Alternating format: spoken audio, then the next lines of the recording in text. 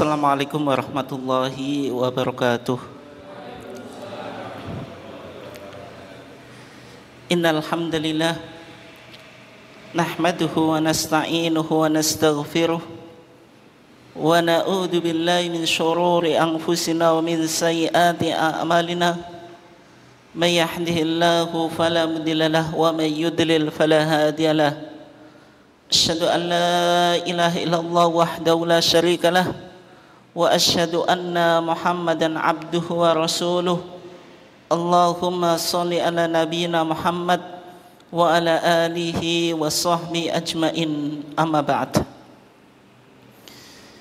Bapak dan Ibu sekalian, segenap karyawan Rumah Sakit Aisyah Bojonegoro yang dimuliakan Allah, alhamdulillah pada pagi yang cerah ini kita masih diberikan oleh Allah Subhanahu wa taala nikmat yang berupa kesehatan dan juga kesempatan, sehingga kita masih bisa meluangkan waktu kita untuk tafaqquh fiddin, untuk mendalami agama melalui kajian ketarjian di akhir bulan Januari.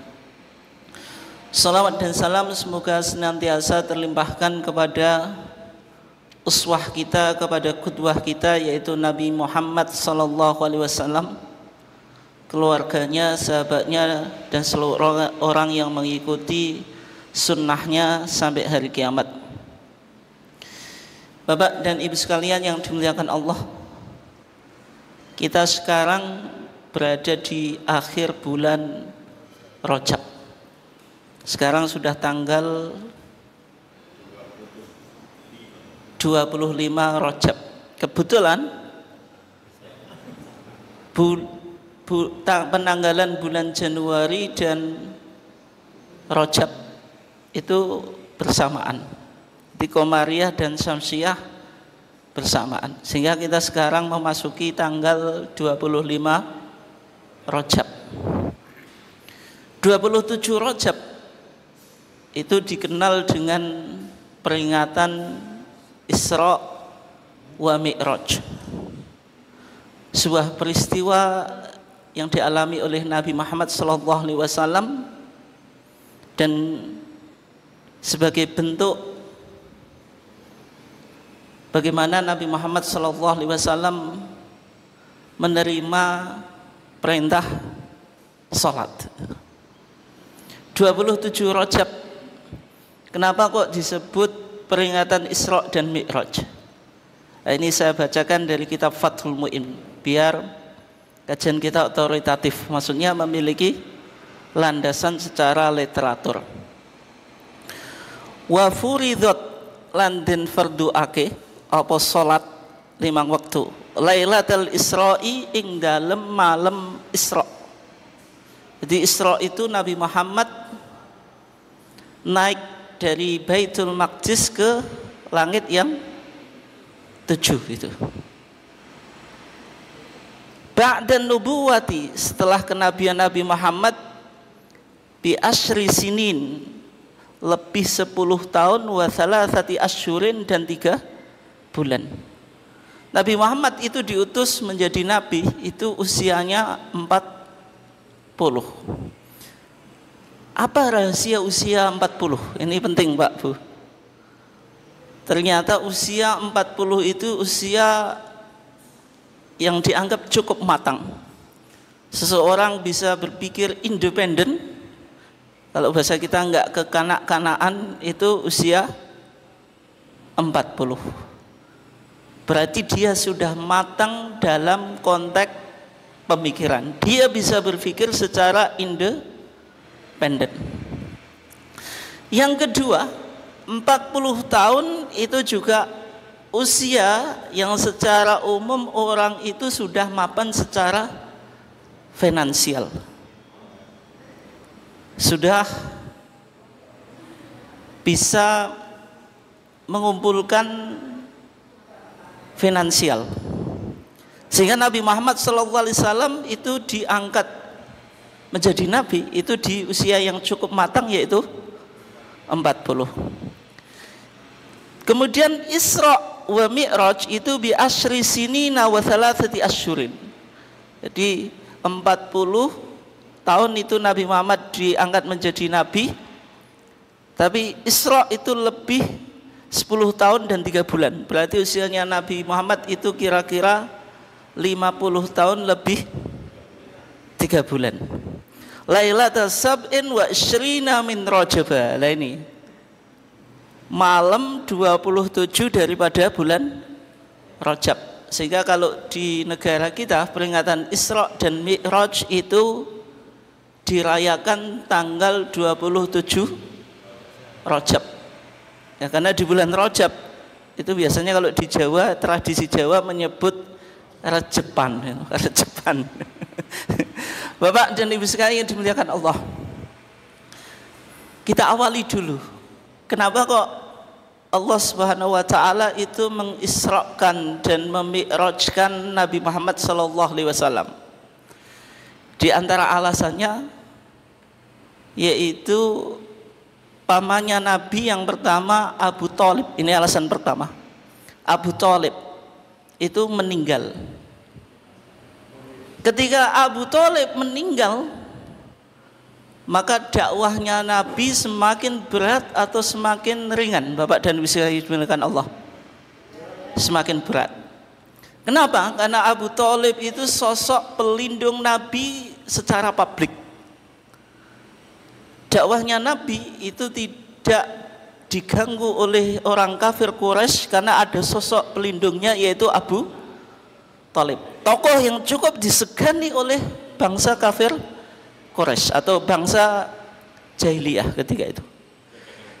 Dekengan pusat, dekengane pusat Pak, tapi bukan estenyel ya. Kalau kita tarjihnyel Pak. Jadi kehilangan dekengan pusat.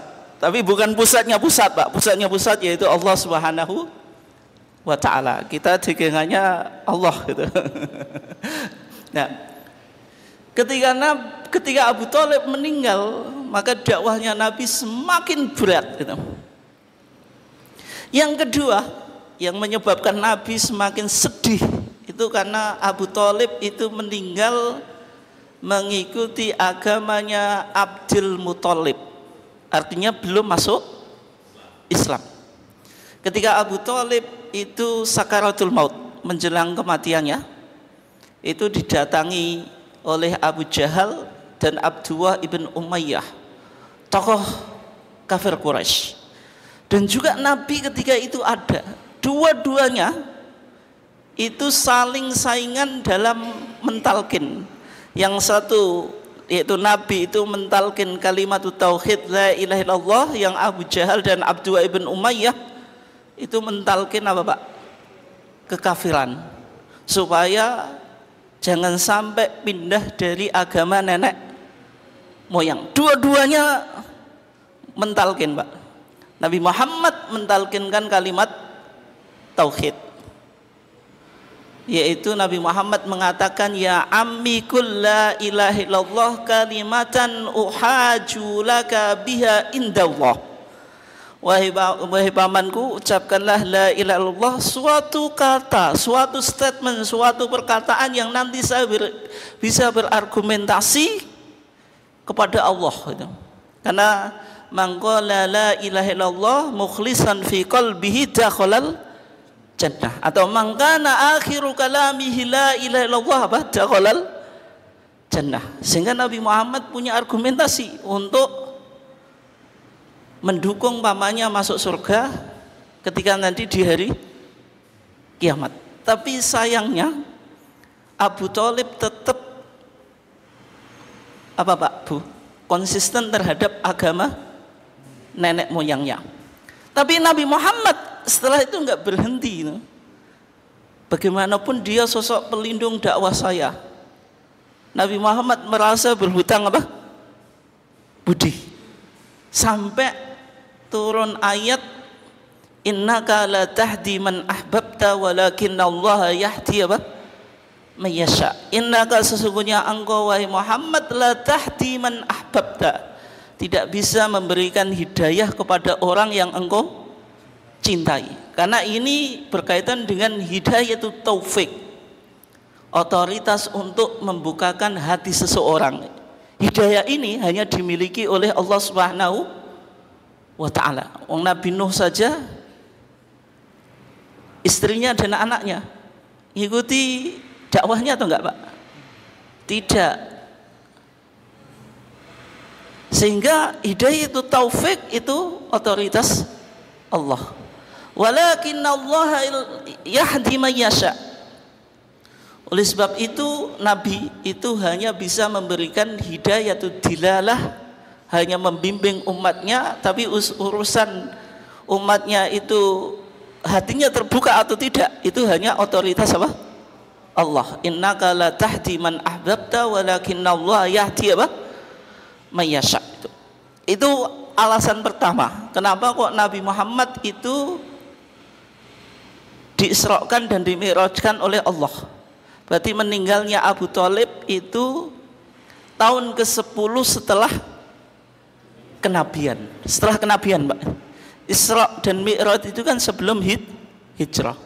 Yang kedua, Nabi Muhammad kehilangan sosok pendukung dakwahnya, yaitu sosok istri yang tercinta, yaitu Khadijah. Yaitu siapa? Khadijah. Para ahlu tarikh, para sejarawan Islam itu memiliki beberapa pandangan kapan Khadijah itu meninggal. Ada yang mengatakan 2 bulan setelah kematian Abu Thalib. Tapi kalau menurut versi Al-Barzanji ya, tapi yang umum dibaca di masyarakat itu berjanjian itu 3 hari setelah kematian Abu Thalib. Wa talathu Khadijatu ba'da 3 ayyam, yaitu Khadijah itu meninggal setelah 3 hari kematian Abu Thalib. Pamannya meninggal disusul oleh Khadijah. Khadijah sosok istri yang luar biasa. Tapi sebelumnya, Bu, pertanyaan khusus untuk jenengan. Bedanya Khadijah dengan Aisyah itu apa? Apa, Pak? Menang ayu kalah bondo. Iso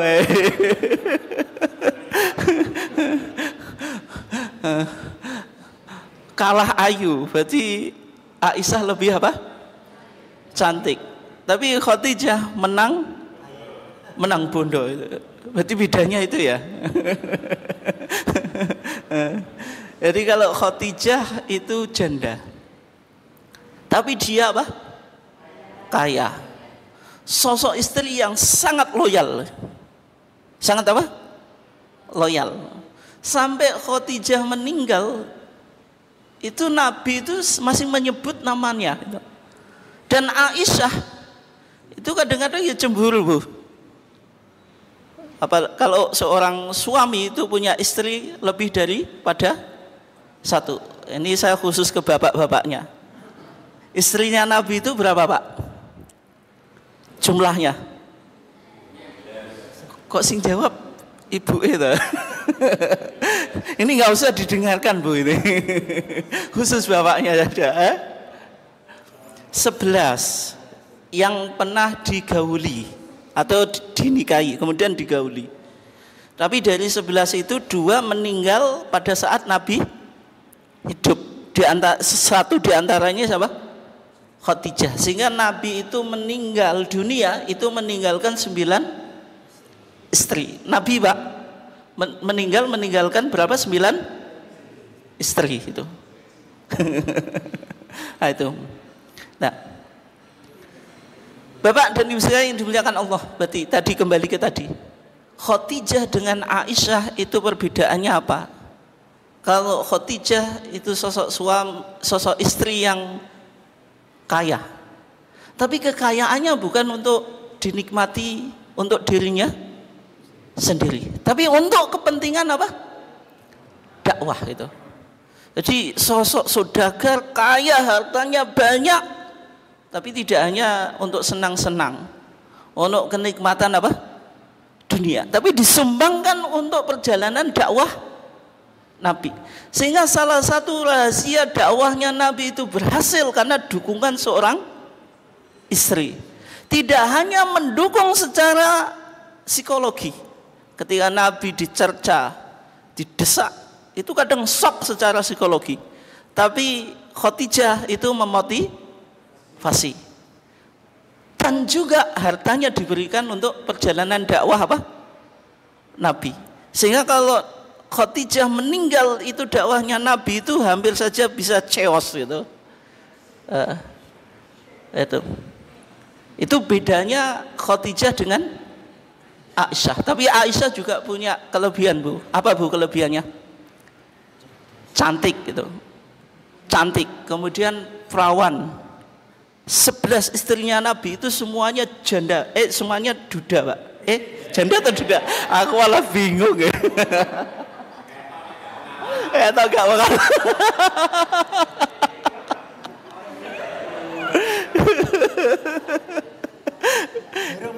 Oh, dulu aku grogi nyebut janda loh, Pak. Jadi semuanya itu janda gitu. Kecuali apa? Aisyah itu yang perawang ting-ting gitu. Kalau janda apa? Tung-tung gitu. Itu perawan ting-ting gitu. Itu Aisyah gitu. Sosok perawan cantik, kemudian apa? Cerdas. Dan hadis-hadisnya Nabi itu kan diriwayatkan melalui jalur Aisyah itu. Sehingga kita sering mendapatkan hadis wa an Aisyah radhiyallahu anha qalat. Dari Aisyah radhiyallahu anha, ia berkata, secara umum berkaitan dengan apa yang dilakukan Nabi di dalam rumah atau sesuatu yang sifatnya apa? Privasi. Misalnya sholat malamnya Nabi, kemudian bagaimana Nabi tidur dan seterusnya, itu rata-rata diriwayatkan oleh Aisyah. Bapak dan Ibu sekalian yang dimuliakan Allah, berarti ketika Khadijah meninggal, itu dakwahnya Nabi juga semakin apa? Berat. Kehilangan dua sosok pendukung dakwah. Abu Thalib sebagai pelindung secara publik, Khadijah memberi semangat secara psikologis dan finansial. Dua-duanya meninggal. Nabi sangat sedih, sehingga tahun itu diistilahkan dalam sirah nabawiyah sebagai apa? Amul Huzni. Amul Huzni, the year of sadness, yaitu tahun apa? Kesedihan atau duka cita itu. Nah, oleh sebab itu Allah Subhanahu wa taala penting untuk mengisrakan dan memi'rajkan Nabi. Maka di tahun ke-10 setelah nubuwah, Nabi Muhammad diisrakan dari mana, Pak, Bu? Masjidil Haram ke Masjidil Aqsa. Subhanalladzi asra bi abdihi lailam minal Masjidil Harami ilal Masjidil Aqsa alladzi barakna haulah itu. Sehingga yang disebut dengan Isra itu perjalanan apa? Malam. Jadi Isra itu dari kata sara yasiru sairan, bukan sara yasiru silsiran, Pak, itu. Karena yakunu konangan. Nah, itu orang Jawa sing ngelu sinau sorof itu, morfologi. Daripada ngelu ya diplesetno. Sara yasiru silsiran. Mergo silsiran dadi kana yakunu konangan digrebet hansip gitu. Paksa nikah, Pak, itu. Bawa ke KUA. Artinya sara yasiru sairon to asro itu melakukan perjalanan apa? Malam yang ditempuh Nabi dari Masjidil Haram yang ada di Mekah ke Masjidil Aqsa yang ada di Palestina. Dari Masjidil Aqsa Nabi naik ke langit yang ke-7. Itu disebut Mi'raj.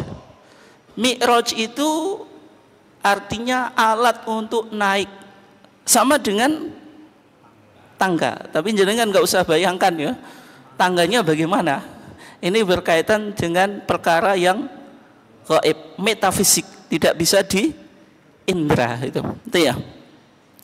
Nabi Muhammad dengan malaikat Jibril naik kendaraan namanya Buraq. Dan di situ Nabi Muhammad naik ke langit 7. Di langit pertama, sebagaimana hadis yang diriwayatkan oleh Al-Imam Al-Bukhari, itu Nabi Muhammad ketemu Nabi Adam. Adam itu manusia apa?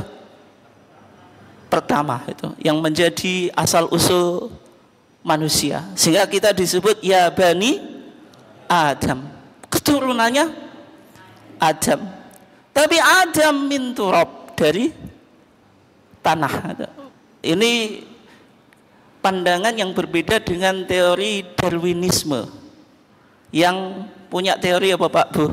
The Theory of Evolution, teori evolusi. Dalam bukunya apa? The Origin of Species, asal mula spesies manusia, menyimpulkan manusia dari kera, hasil evolusi. Tapi dalam pandangan Islam, manusia dari Adam. Makanya dalam Al-Quran, dalam hadis dikatakan ya bani Adam khudhu zinatakum inda kulli masjidin. Itu bahasa Al-Quran. Dalam bahasa hadis, idza mata ibnul insan, atau idza mata ibni Adam, idza mata ibnu Adam, apabila apa? Mati anak Adam, ingkoto amaluhu illa min thalathin. Sehingga kita itu diistilahkan keturunannya Adam. Nabi Muhammad dalam Mi'raj itu ketemu di langit pertama Adam. Di langit yang kedua Nabi Muhammad ketemu siapa Pak Bu? Kok Nabi Ibrahim tuh Pak? Jenengan cepet take. Nabi Isa ibn Maryam, sosok Nabi yang sangat penting dalam agama Islam dan juga agama Kristen. Hanya saja kita menempatkan Isa sebagai Abdullah wa Rasuluhu wa kalimatuhu alqaha ila Maryam wa ruhun minhu, bukan sebagaimana pandangan teman kita dari agama Kristen yang menempatkan Isa itu sebagai Ibnullah, anak Allah yang dilahirkan dari Tuhan Bapa, kemudian menjadi manusia dan nanti akan disalib itu ya. Dan juga Ibnu Khalati Isa, anak bibinya Isa, yaitu Yahya ibn Zakaria. Nabi Yahya Pak, ibn siapa? Zakaria, yang dalam tradisi Kristen disebut Yohanes Pembaptis atau John the Baptizer, karena dia membaptis Yesus Kristus di sungai apa? Jordan, di sungai Yordan itu. Nah, ini di langit yang kedua. Di langit ketiga Nabi Muhammad ketemu anaknya Yakub, salah satu dari 12 anaknya Yakub yang paling tampan. Siapa Pak Bu? Yusuf. Kalau jenengan menyebut Yusuf itu terkenal sebagai sosok apa Bu? Yang tampan. Tampan mana Bu sama bapaknya yang sebelah ini?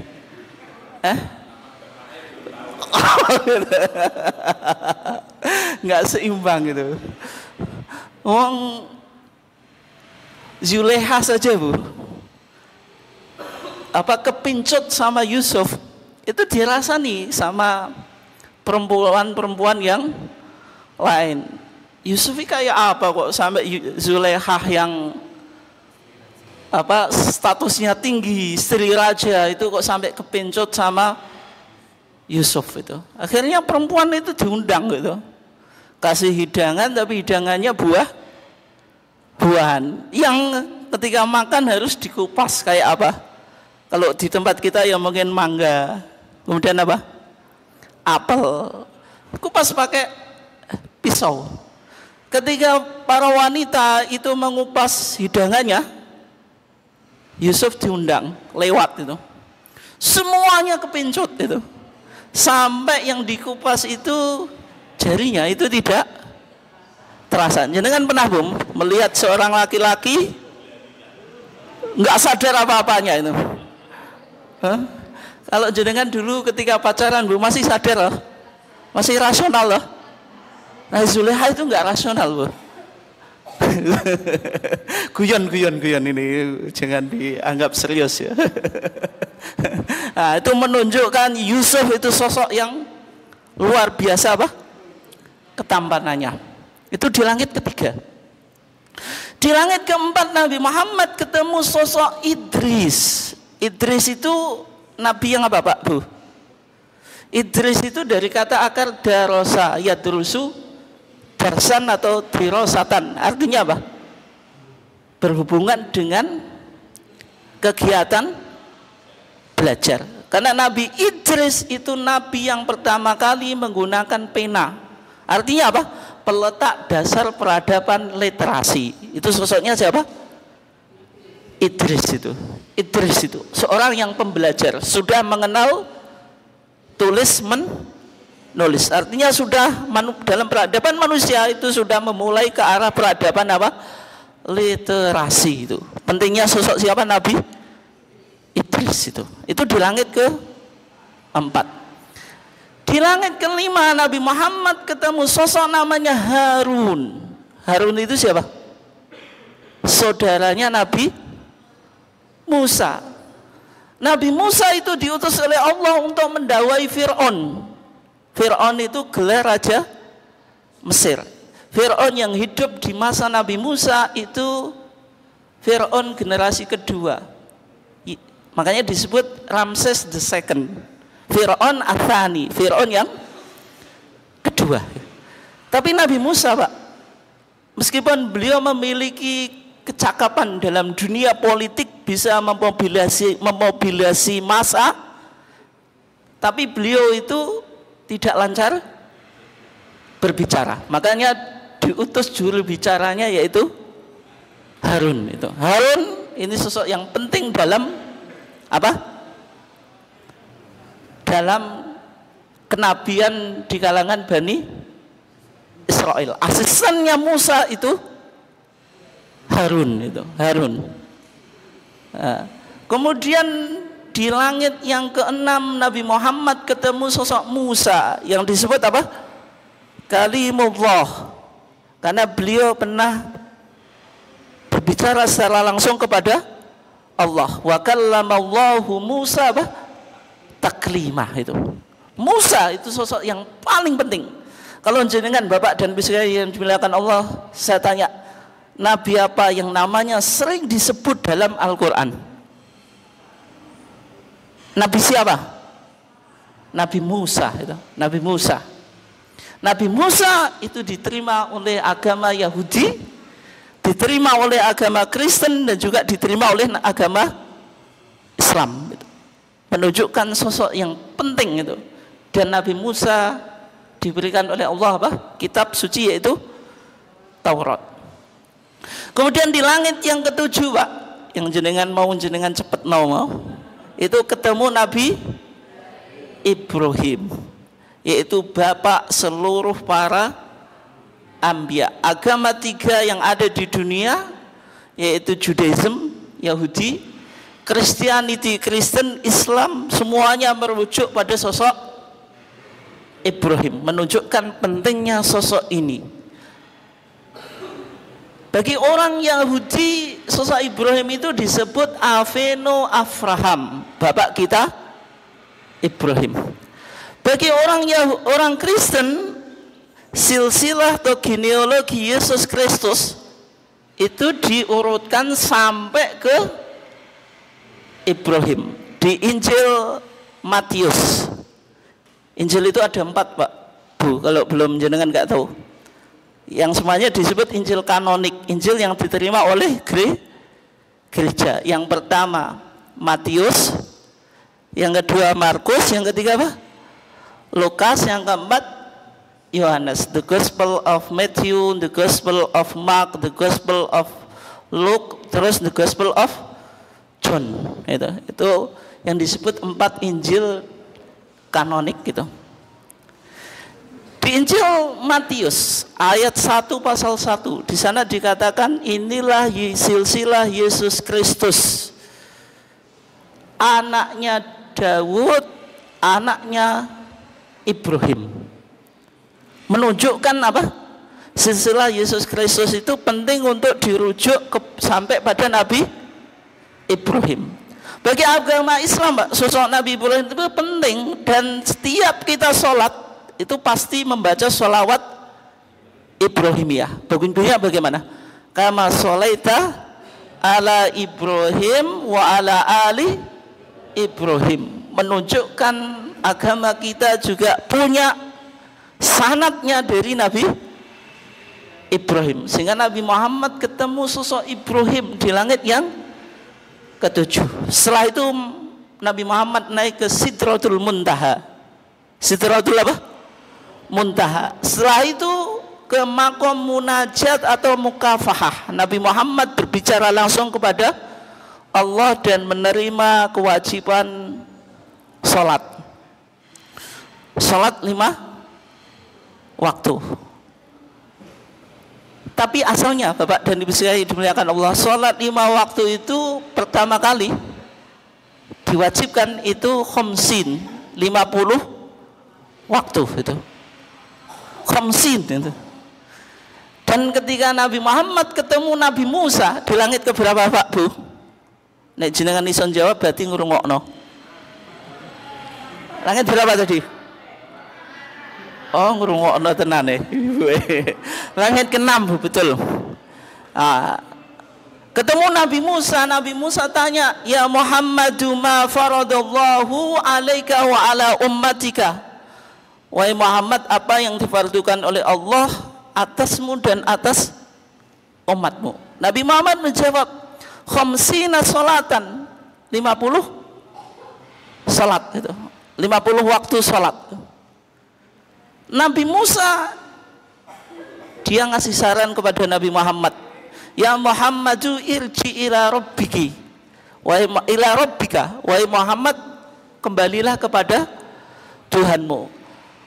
Was'alhu takhfifa, minta keringanan. Fa inna ummataka la yutiquna dzalika, karena umatmu itu tidak mungkin bisa melakukan sholat 50 waktu, nggak bisa.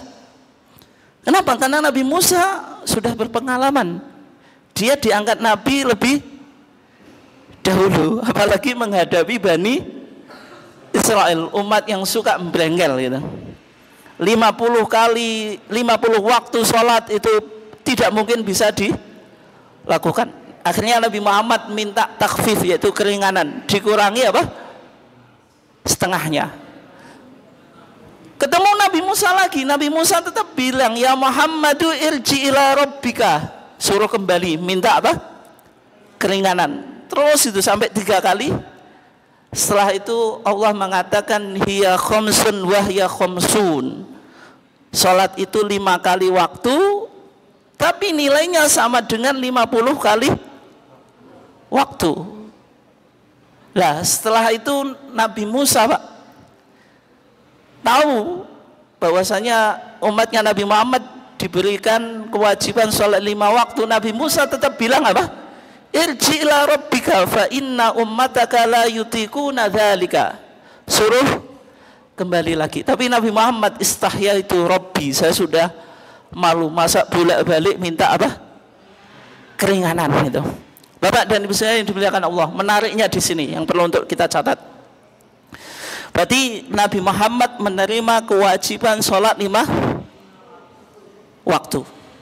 Tapi nilainya sama dengan 50. Coba bagaimana menghitungnya dengan teori matematika pahala, rumus matematika pahala.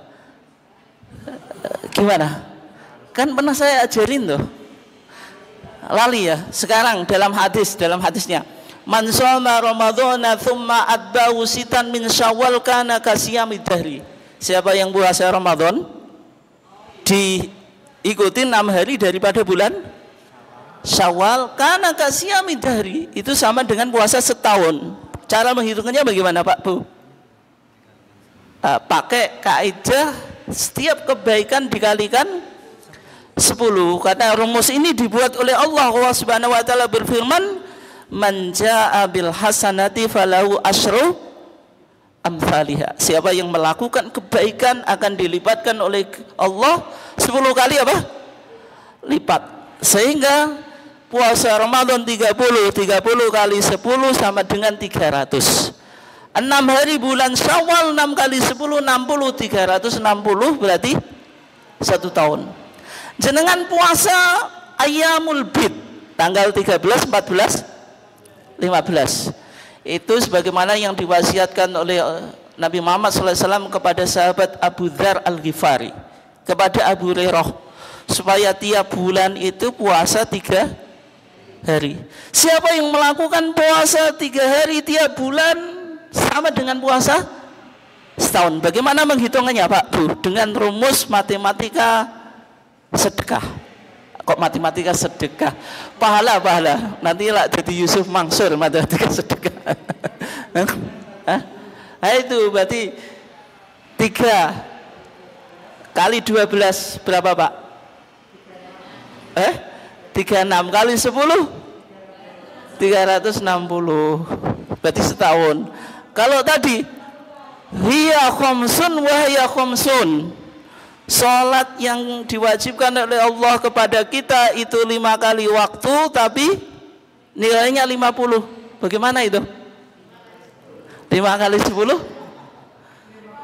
50. Ini rumus yang ampuh Pak Bu. Jenengan bisa menghitung nilai apa? Pahala.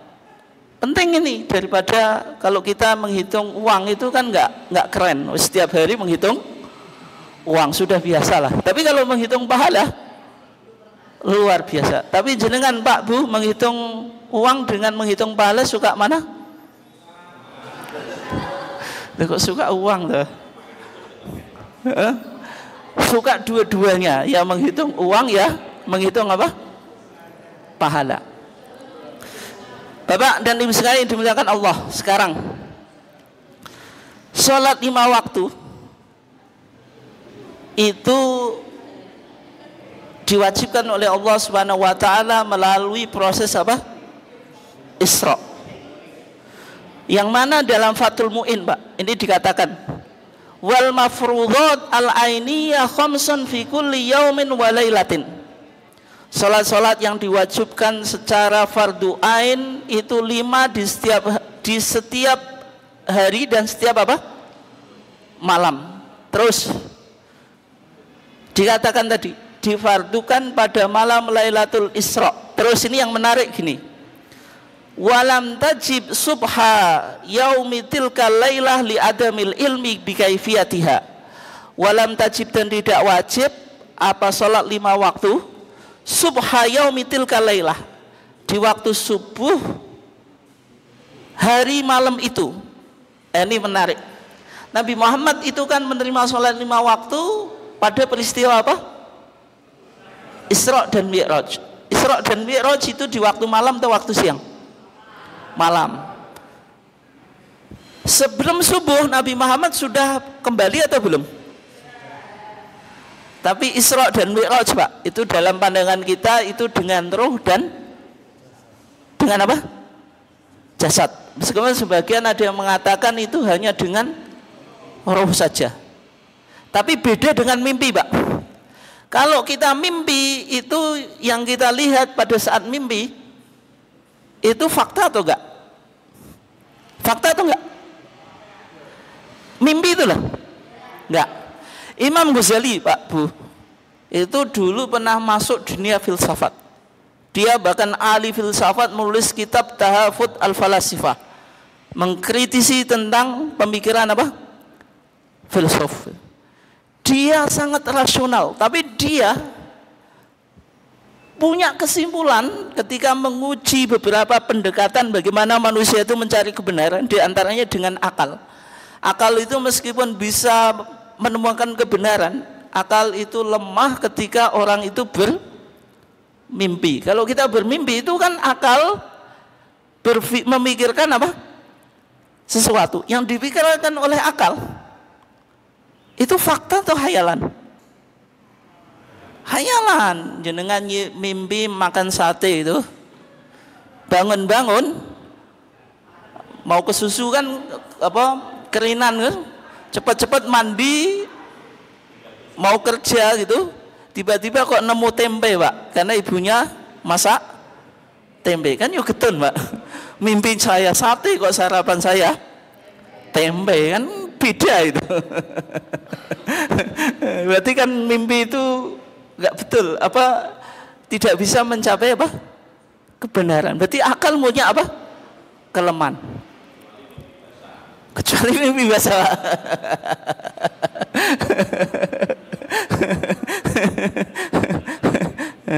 Nah, maksud saya gini, Aisyah Bu itu menyimpulkan Nabi itu, tapi ini hanya ngaji saja ya, nggak usah disampaikan di masyarakat itu. Aisyah itu berpandangan Nabi itu Isra dan Mi'raj itu dengan ruh saja, tidak dengan jasad.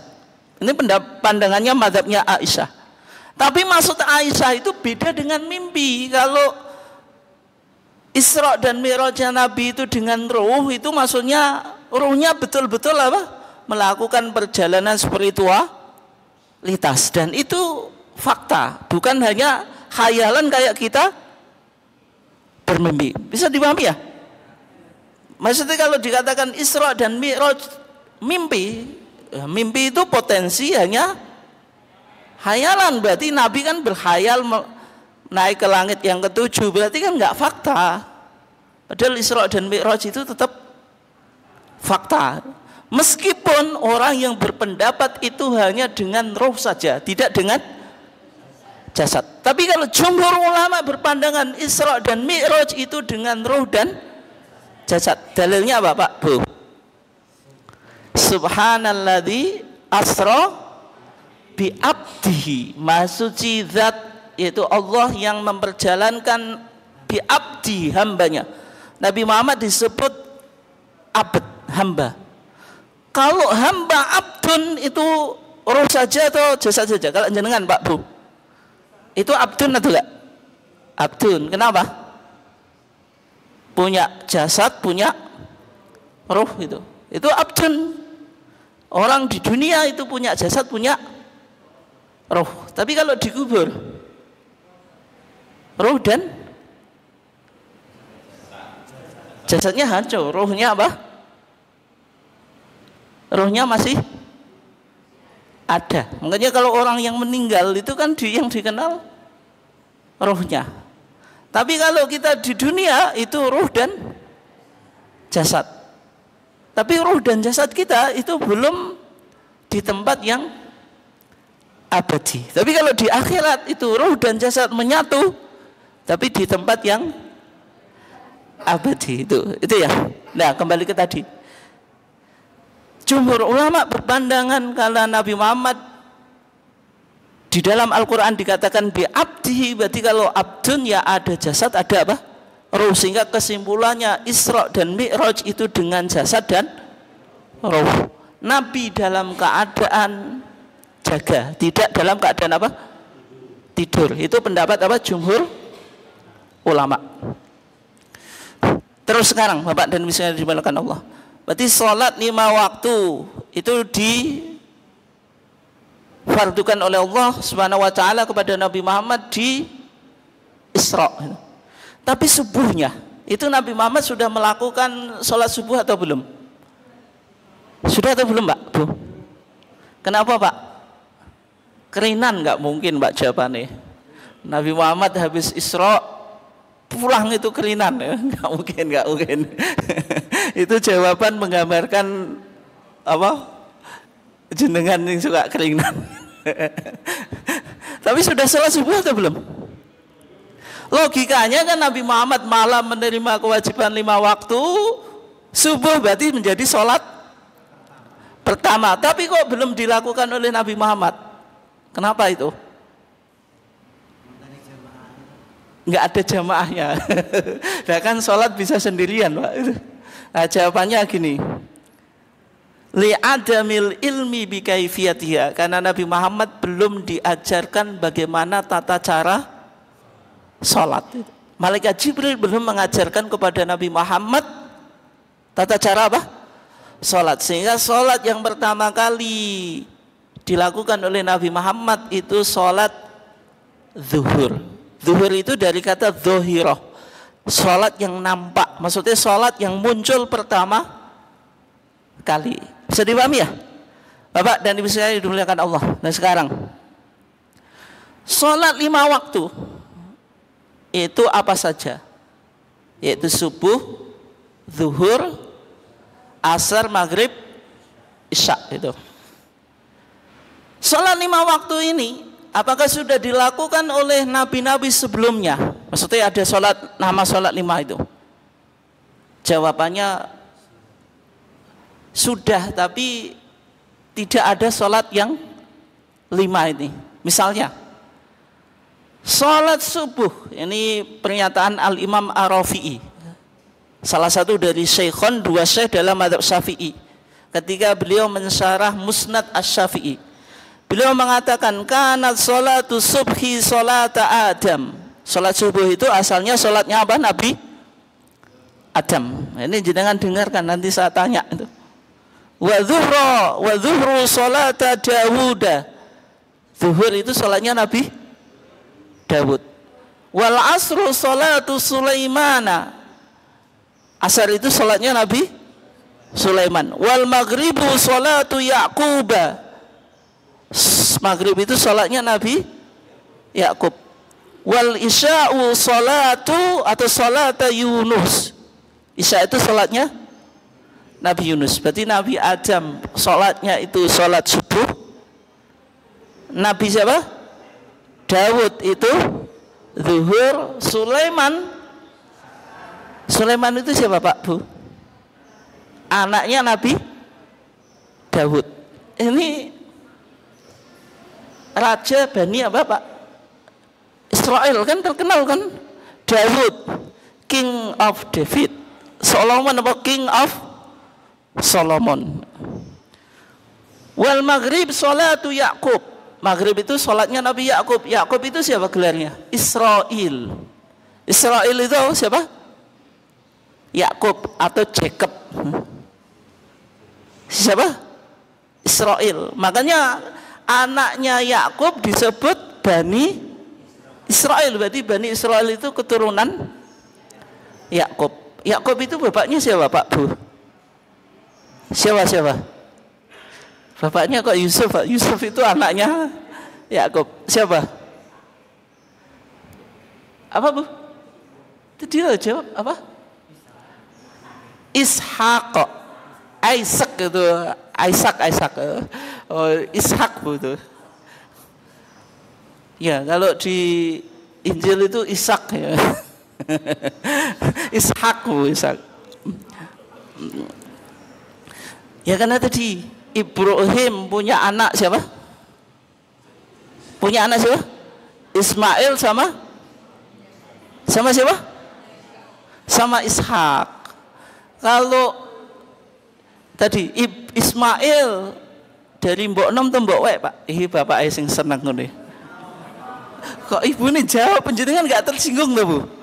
Oh, kok iso nggak tersinggung? Nanti kalau Ibrahim itu dari mbok nom atau mbok wek Pak? Mbok nom siapa Pak namanya? Jenengan mingkir wayoh tapi gak ngerti sejarah wayoh Pak. Nek pingin wayoh cuma nafsu tok, diilmui loh. Oh gitu. Nggak, mbok nomnya siapa Pak? Hagar atau Hajar ya. Hajar. Mbok weknya Saroh itu. Itu sejarah wayoh Pak. Tapi sejarah tok loh rasa dipraktek kok. Aku ngulang-ngulang wayo seneni wong. Itu. Contoh. Jadi Ibrahim itu punya istri 2, Hajar dengan Saroh. Atau Saroh itu melahirkan Ishak, Hajar, Ismail. Ya kira-kira nikah lama nggak punya anak itu, akhirnya suruh nikah lagi. Nikah dengan apa? Hajar itu. Akhirnya lahir Ismail. Tapi Sarah ini sudah menopause, Bu. Ini penting. Di dunia kedokteran orang menopause itu bisa nggak jadi produktif lagi? Saya belum tahu penelitiannya. Bisa, Bu? Bisa? Secara teori nggak bisa. Tapi kalau jenengan membaca cerita itu bagaimana? Itu kan sudah usia menopause, sudah tua gitu, jadi produktif lagi. Oh, kun fayakun, oh, pakai jawaban pusatnya pusat itu. Sangat teologis, kun fayakun. Berarti selama ini belum ada ya penelitian kedokteran orang menopause tiba-tiba jadi head lagi gitu, men lagi gitu. Nggak ada ya? Itu berarti kejadian luar biasa, Bu. Bagaimana kalau sudah menopause terus menjadi apa? Subur lagi, produktif lagi gitu. Akhirnya dua-duanya punya anak gitu. Ismail nanti jalur apa? Orang Arab itu jalurnya nasabnya lewat Ismail. Bani Israel lewat Ishak. Ishak punya anak Yakub. Yakub punya anak 12. Yang paling taman siapa, Bu? Oh, langsung hafal Ibu. Ini kok jenengan hafal no, Bu? Nah, itu. Punya anak 12 itu. Kembali ke tadi. Aku ngomong apa, Pak? Kok malah lali aku?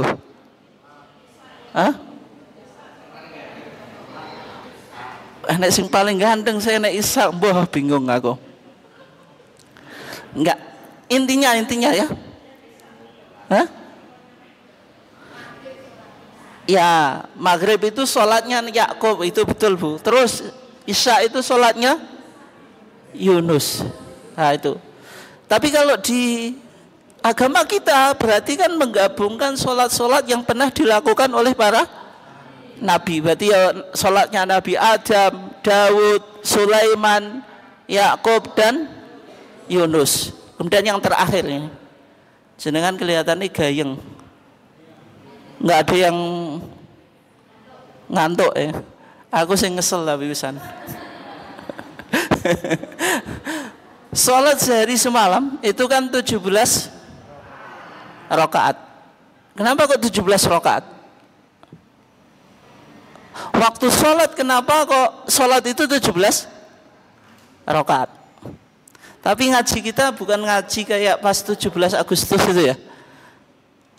Kalau ngaji di acara 17 Agustus itu biasanya pendekatannya 17 Agustus dihubungkan dengan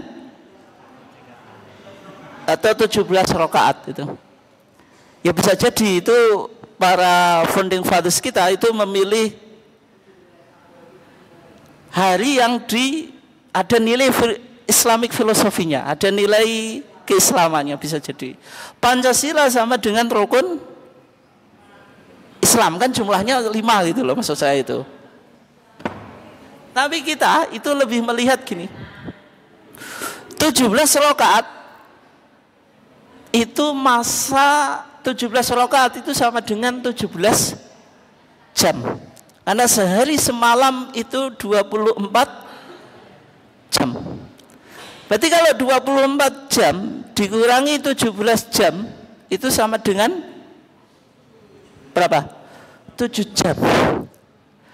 Berarti orang beraktivitas sehari semalam yang untuk beraktivitas itu 17 jam, yang 7 jam itu untuk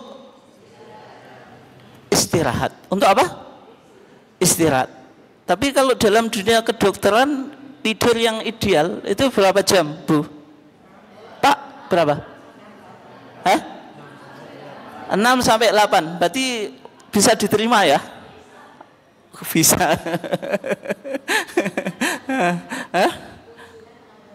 Ya kan berarti di tengah-tengah, Bu, kan antara 6 sama 8 gitu. Berarti orang itu tidak tidur itu selama 17 jam gitu. Sholat yang kita waktu siang itu kan mulai jam 6 sampai jam 6 pagi sampai jam 6 sore. Berarti ada 12 jam itu. Kan masih kurang toh. Dan terus ditambah apa? Dari maghrib itu untuk kita melakukan sholat itu kira-kira 3 jam. Ya kan? Maghrib, dari maghrib terbenamnya matahari itu kita sholat, ada sholat maghrib sama sholat isya itu kira-kira butuh 3 jam. Berarti kalau 3 jam kan 6, 7, 8. Berarti 6 ke 7, 7 ke 8, 8 ke 9. Paling enggak jam 9. Itu kan untuk waktu tidur. Makanya kalau di dunia kesehatan orang mau tidur itu idealnya jam berapa, Bu? Mulai istirahat. Berapa, Pak?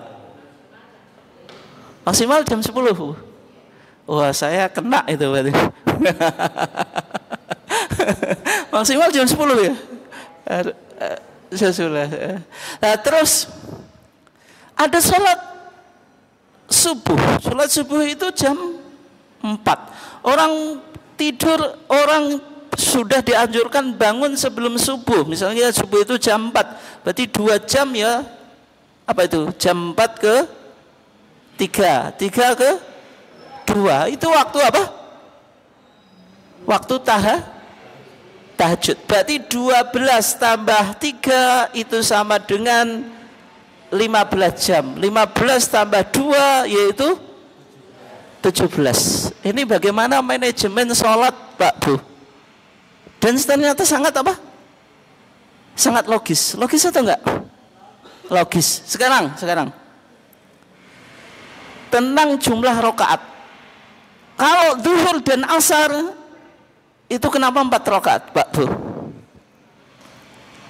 Kenapa itu? Karena di siang hari, orang di siang hari itu maksudnya orang yang waktu aktivitas. Waktu aktivitas. Kalau malam kan tidur, sehingga sholatnya itu 4. Meskipun kadang kita yang ngeluh, zuhur kenapa kok 4 rakaat? Padahal kan kesel kerja. Tapi logikanya kan waktu kita atau badan kita itu masih fresh itu, sehingga rakaatnya berapa? 4. Kalau subuh itu 2, kenapa 2, Pak? Cek ngantuk itu waktu kita bangun tidur. Orang bangun tidur itu langsung bisa aktivitas atau enggak? Enggak. Rata-rata kita itu bangun tidur tidak mungkin ceronol, Pak. Nek ceronol itu sing kesiangan itu. Tapi nek waktu normal itu pasti pelan-pelan. Bapak bangun gitu. Kok waktu ini cek langsung balik pancal kembul. Sing asale sarungane gak di apa, Pak? Ya dileboke wis. Wae subuh enake diblosoke, Pak. Terus bangun sudah selesai subuh jamaah. Ya saya kan gitu. Nah, sehingga sholat subuh itu hanya 2 rakaat. Kalau sholat apa tadi? Maghrib kenapa 3? Karena maghrib itu witrun nahar, penutup sholat siang. Sehingga kalau penutup sholat siang, ya namanya witir itu kan ganjil, sehingga bilangannya apa? 3. Terus sekarang sholat isya kenapa 4? Ya karena sholat isya itu dia menutupi jumlah rakaat sholat, enggak sholat malam. Karena sholat malam itu apa? Isya dan subuh. Isya dan subuh. Kalau subuh 2 rakaat, isya atau masih 2 rakaat, nanti kan enggak genap. Itu apa? Nilai filosofi dari jumlah apa? Rakaat sholat. Kenapa waktunya 17 itu dihubungkan dengan tadi waktu orang beraktivitas, sehingga tiap jam kita itu nilainya dengan sama 1 rakaat, atau 1 rakaat itu menutupi aktivitas kita 1 jam, sehingga betul-betul ada nilai filosofi ibadah, yaitu apa? Qul inna sholati wa nusuki wa mahyaya wa mamati lillahi rabbil alamin la syarika lahu wa bidzalika umirtu wa ana awwalul muslimin. Mungkin itu saja kajian kita. Nggak ada pertanyaan kan ya? Ada. Monggo Pak Cik. Yeah. Kurang dengar, buka. Kurang jelas. Yang lainnya sebentar Bu. Sebentar. Ada yang tanya, nggih, monggo.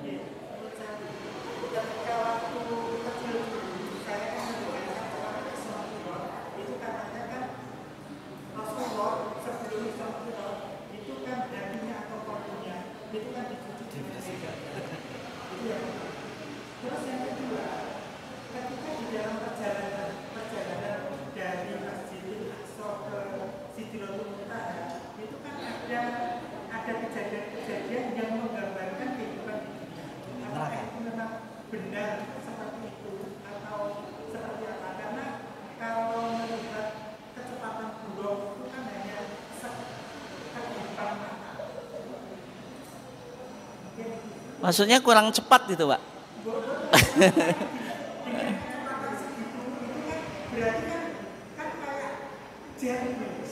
Ya. Ya. Ya.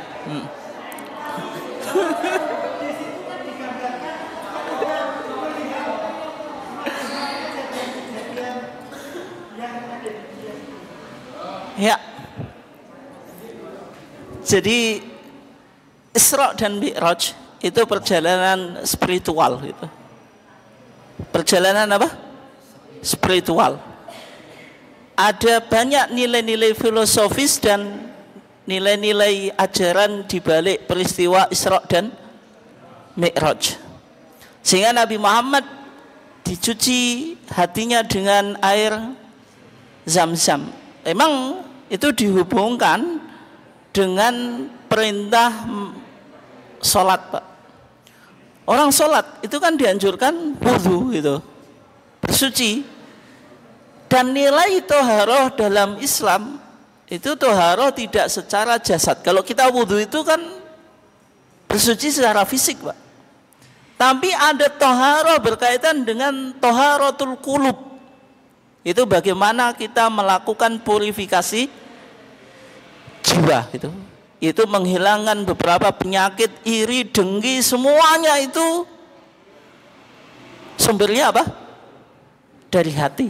Hati penting untuk dibersihkan atau disucikan. Biasanya kalau dalam ini yang saya baca di I'anatul Talibin Pak. Tapi beberapa cerita yang digambarkan dalam peristiwa Isra dan Mi'raj itu tidak semuanya sahih, tidak semuanya apa?